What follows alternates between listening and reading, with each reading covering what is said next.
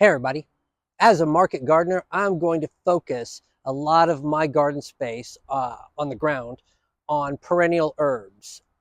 In this bed over here, I have mint, grows crazy up here or down here in Houston. So I'm growing a lot of it, very fragrant. Everyone can use more mint. Over there I have oregano, over there I have rosemary. If you look at this bed, it's well occupied. It's completely filled up. The perennial herbs are going nuts. Over in another bed I have a bunch of parsley that's going to go very well in this climate. I've grown it before and it kind of carpets things out. And I'm not only going to try to sell this because it's easy to sell and I'm just cutting down leaves. I'm not trying to harvest any fruit. Herbs are just about growing leaves. So it's literally the easiest thing you can do.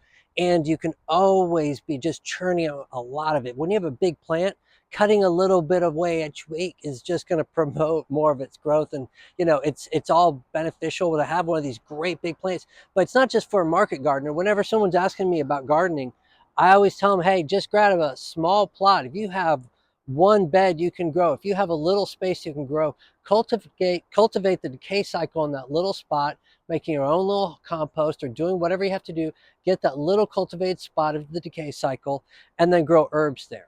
Because herbs are the easiest thing to do. You can jump in with both feet. It's not a hard thing to do. You're only growing leaves, but also you can incorporate these foods into every meal. Once you start getting into it, you like going to your little herb bed before each meal. This is kind of the fun of it.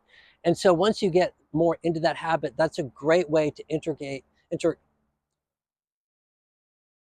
that's a great way to integrate small amounts of living foods into every meal. And then you build up to more and more of it. But herbs are a great thing for getting started with it. And I'm going to really try to promote that at my farmer's market booth and grow a lot of it in my garden and just see what happens. Oh, and also, one of the things I'm also going to promote is these are aromatics. So when you get them, put them in a vase with some water or whatever, cup, put it on the counter, and let those aromatics work. Let them be fragrant. And then use them for your food as you use them, but leave them out, put them in water. As they start to wilt, of course, use them up, but they'll last a couple days over in that water, most of them.